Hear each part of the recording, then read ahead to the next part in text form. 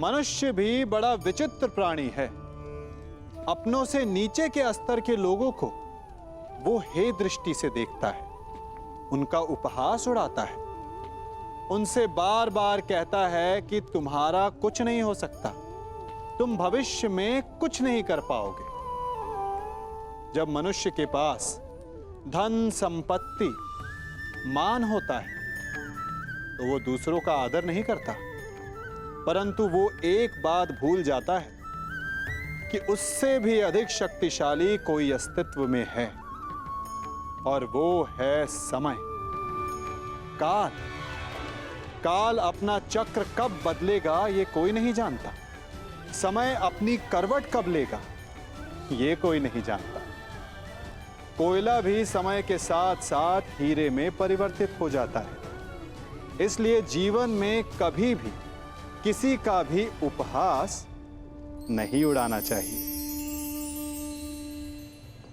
आज मुझसे कोई मेरे कवच और कुंडल क्या प्राण भी मांगेगा तो मैं दे दूंगा।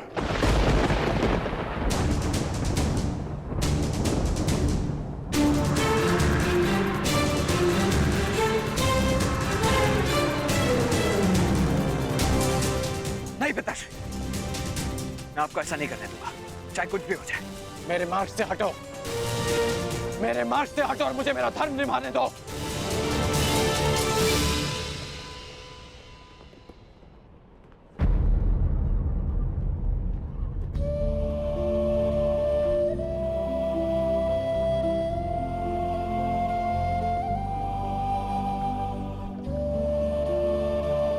कदाचित स्वयं को सूत पुत्र सिद्ध करने का यही मार्ग है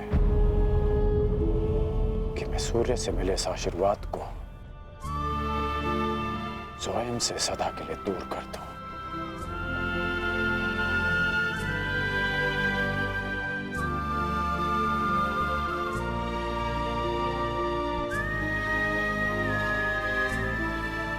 पिताश्री, परंतु सूर्यदेव तो अभी तक उदित भी नहीं हुए। सूर्य देखे बिना उन्हें अर्घ कैसे देंगे पिताश्री?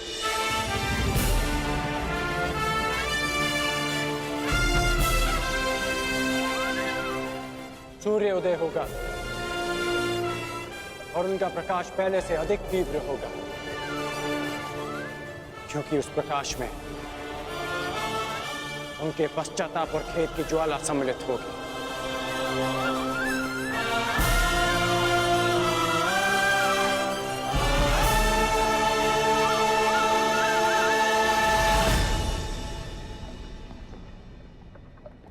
पश्चाताप तो मुझे भी है पिताश्री, कि मैं आपको कभी ठीक से समझ ही नहीं पाया। परंतु मैं आपको स्वयं के साथ ही अन्याय नहीं करने दूंगा। केवल एक ही व्यक्ति है जो इस अन्याय को होने से रोक सकता है। हाँ।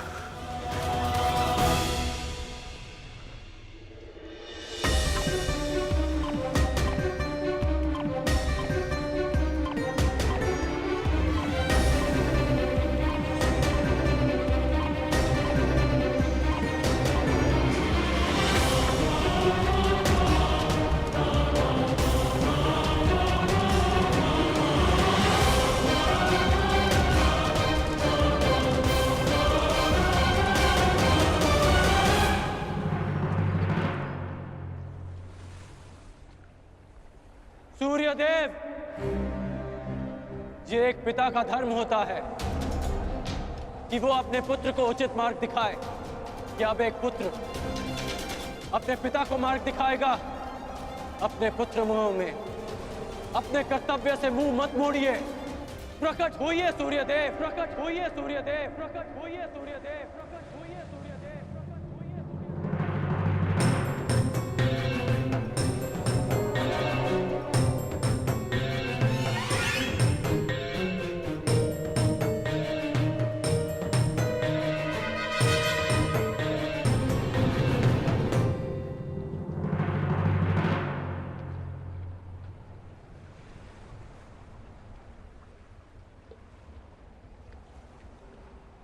सूर्यदेव ने ना उदय होने का प्रण लिया है कर्ण।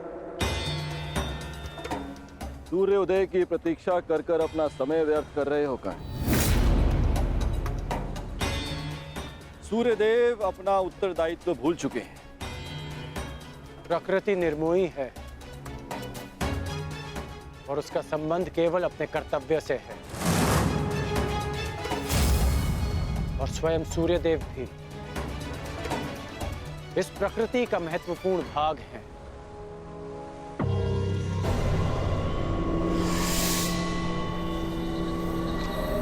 उन्हें आना होगा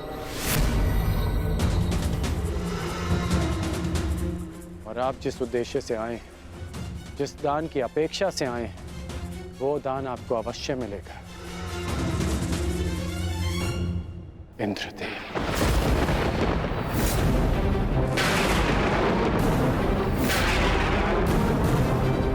आपने एक भिक्षुक की मर्यादा का उल्लंघन किया है। अपने वास्तविक रूप में आइए इंद्रदेव।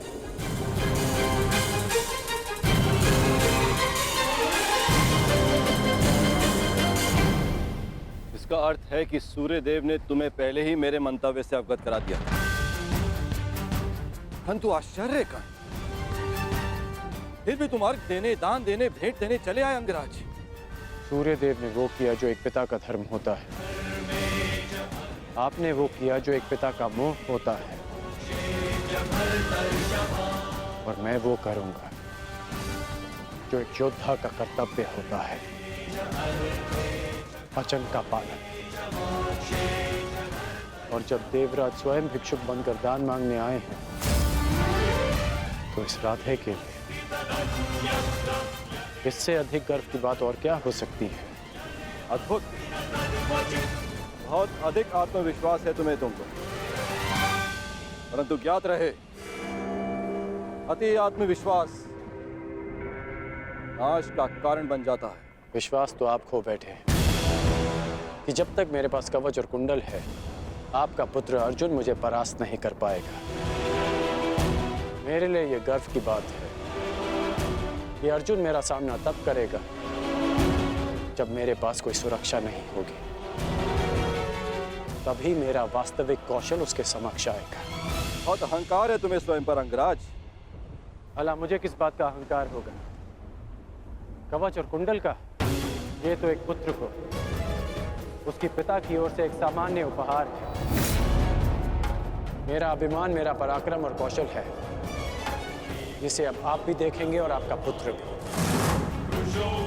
मैं अपना कवच और कुंडल आपको प्रसन्नता से भेंट कर दूंगा, क्योंकि युद्ध में बने रहने के लिए मुझे इनकी आवश्यकता नहीं है।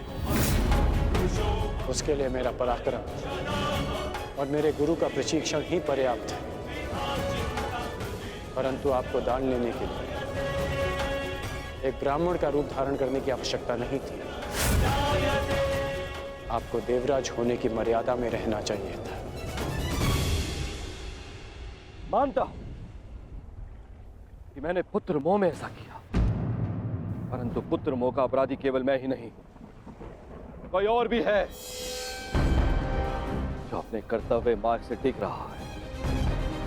कदाचित तुम्हारे पिता आज उदय ना होकर तुम्हें दान नहीं करने देना चाहते। दान का वचन मेरा है, जिसे मैं पूर्ण करूंगा। और उदय होना सूर्यदेव का धर्म है। जब पुत्र अपना कर्तव्य निभा रहा है, तो एक पिता को भी अपना धर्म निभाना होगा। सूर्यदेव को उदित होना होगा।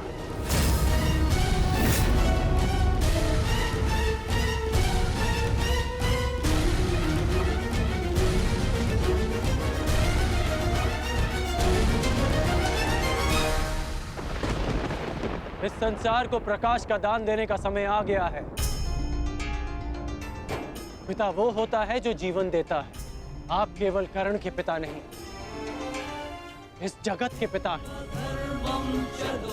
क्योंकि यह जगत आपके प्रकाश और ऊर्जा से जीवन पाता है। फिर आप ऐसा कैसे कर सकते हैं कि अपने एक पुत्र के हित के लिए, अपनी सारी संतानों के प्रति आप अपना उत्तरदायित्व भूल जाएंगे? मैं जानता हूं कि आप केवल मेरी रक्षा करना चाहते हैं, परंतु स्मरण रहे सूर्यदेव कि एक श्रेष्ठ पिता वो नहीं होता जो अपने पुत्र के समक्ष ढाल बनकर खड़ा रहे। बल्कि एक श्रेष्ठ पिता वो होता है कि जो संसार के दिए घावों का सामना करने में अपने पुत्र को सक्षम बना।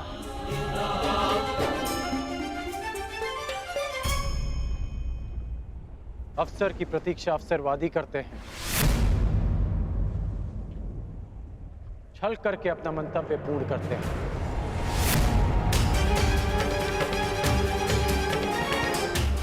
परंतु वीर हर पल को अवसर बना देता है। जिस प्रकार सूर्य को छाया के लिए मेघों की आवश्यकता नहीं, उसी प्रकार इस सूर्य पुत्र को किसी कवच की आवश्यकता नहीं।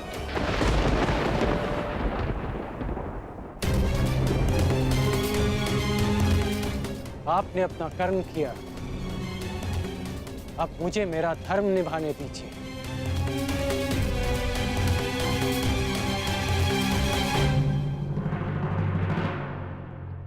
वासुदेव! वासुदेव! वासुदेव! क्या आप मुझे योग्य नहीं समझते कि मैं अपने जीवन का निर्णय स्वयं ले सकूं? अगर आपको मुझ पर विश्वास है तो ये निर्णय मुझे लेने दीजिए, ये दान मुझे देने दीजिए पिताश्री। क्या आप ये चाहते हैं कि इस युद्ध के पश्चात सारा संसार ये कहे कि कर्ण ने यह युद्ध अपने कौशल से नहीं, अपने पिता के दिए कवच के बल से जीता है? मेरा विश्वास कीजिए कि इस युद्ध को जीतने के लिए मेरे साथ जो अन्याय हुआ है और जो परिवर्तन मैं चाहता हूं वो ही पर्याप्त है। मेरा विश्वास कीजिए कि मुझे ये दान देने में कोई खेद नहीं रहेगा। आपको आपके पुत्र के इस दान पर गर्व होगा। जागिए पिताश्री, जागिए, इस संसार के सामने इस दान का साक्षी बनिए। मेरा आह्वान है कि आप उदित हो, उदित होइए पिताश्री।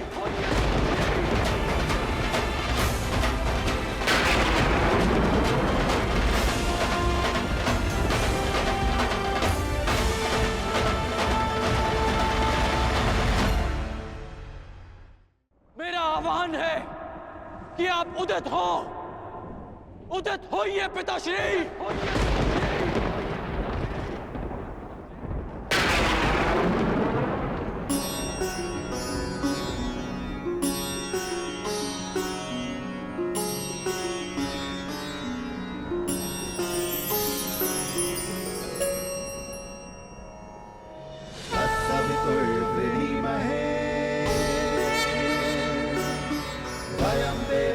भोजनम्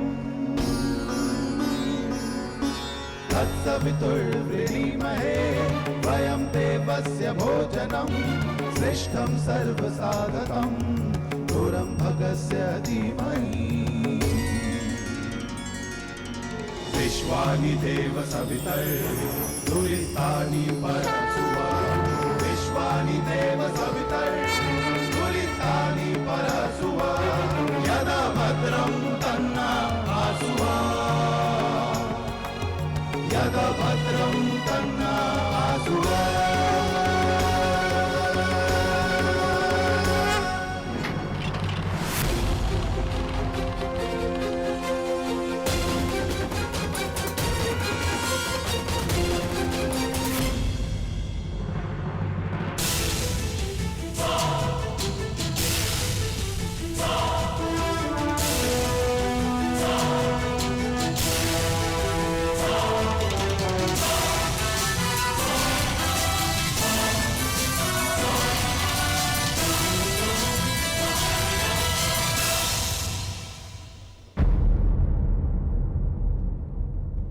वासुदेव!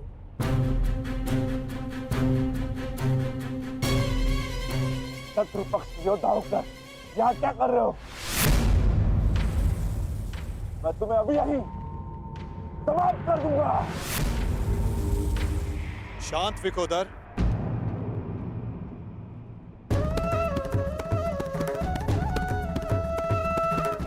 अभी युद्ध प्रारंभ नहीं हुआ है और ना ही तुम्हें भान हुआ है कि मित्र कौन है और शत्रु कौन है।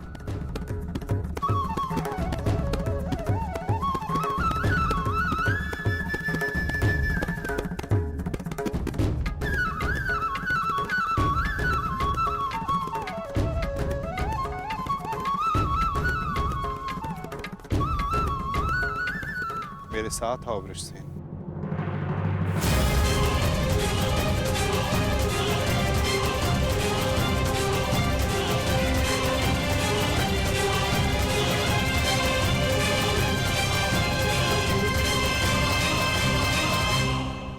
कुछ कीजिए वासुदेव, मेरे पिताश्री।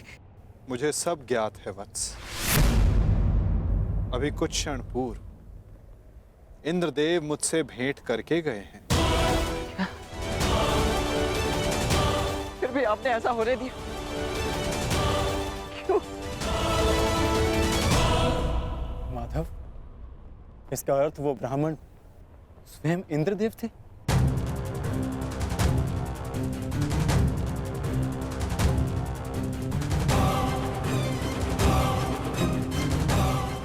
नहीं,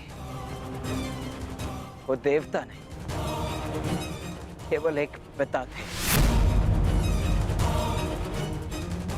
इसीलिए देव होकर भी वो कर्म करने जा रहे हैं जो राक्षसों को भी शोभा नहीं देता। परंतु आप कुछ कीजिए वासुदेव। इंद्रदेव आज मेरे पिताश्री से दान में उनके कवच और कुंडल मांगने वाले।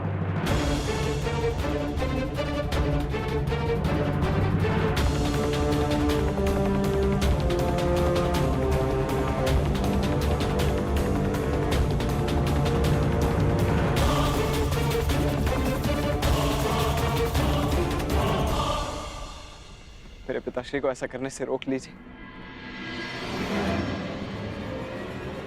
उनकी रक्षा कीजिए। कौन थे अर्जुन? अंततः वो आपके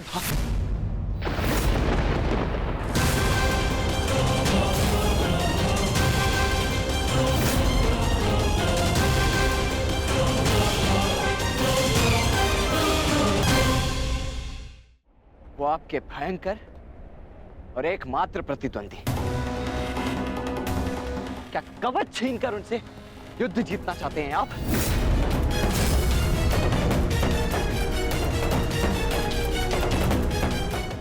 परंतु आपसे क्यों बात कर रहा हूं? आप ही के कारण तो ये सब हो रहा है।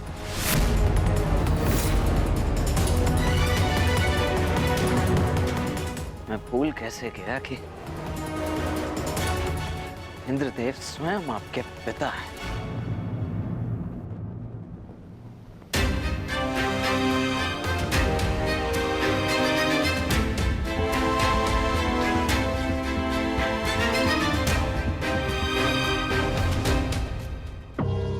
अवश्य आपने ही उन्हें ऐसा करने के लिए कहा होगा, ताकि आप द्वंद्व में मेरे पिता को परास्त कर सकें। सावधान वृषसेन, तुम्हें आभास भी नहीं है कि तुम किसका अपमान कर रहे हो। क्षमा करता हूं तुम, इसलिए कि तुम हमारे शिविर में आए हो। अन्यथा इस दुस्साहस का मूल्य तुम्हें तुम्हारे प्राण देकर चुकाना पड़ता। स्मरण रखना कि मैं कौरवों की भांति छल में विश्वास नहीं रखता। मैं ऐसी कुछ नीति नहीं अपनाऊंगा। पिता की संपत्ति यदि पुत्र भोग सकता है, तो पिता के किए दुष्कर्म भी उसे भोगने पड़ते हैं। महारथी अर्जुन,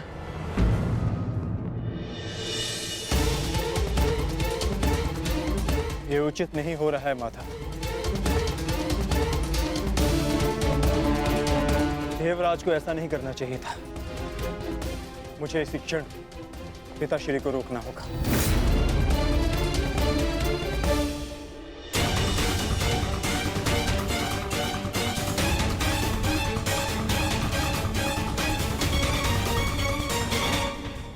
कहिए इंद्रदेव,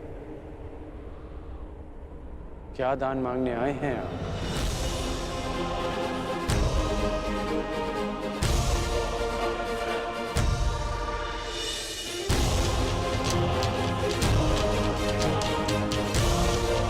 क्या हुआ? यदि आप याचक बनकर आ ही गए तो दान मांगने में संकोच कैसा? कहिए, क्या इच्छा है आपकी? ए दानवीर कर्ण, मैं दान में तुम्हारे कवच और कुंडल मांगता हूं।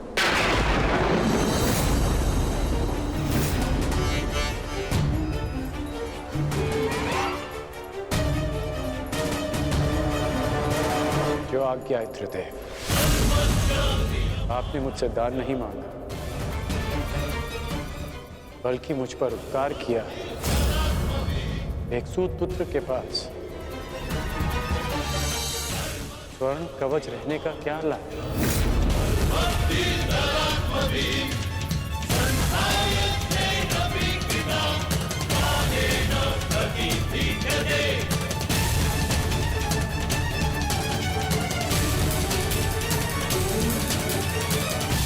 मैं आपका दान पूर्ण करने का वचन देता हूं।